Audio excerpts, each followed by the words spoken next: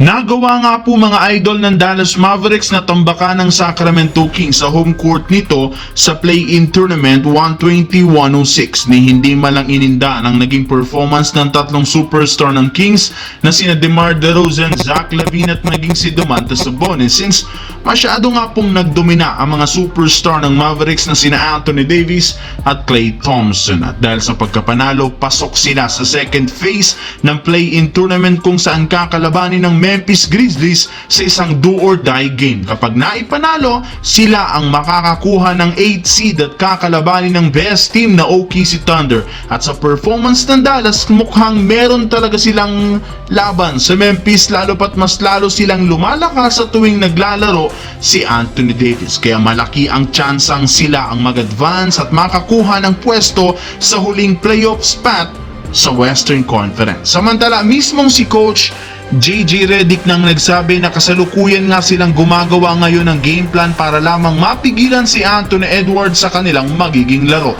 Una ay ang pag-double team nila sa tuwing hawak nito ang bola. In fact, base sa ibinulgar na balita ni Jovan Bohan ng The Athletic, ginagamit nga nila ngayon sina Bronny James at Shake Milton bilang Anthony Edwards sa scouting team ngayong araw.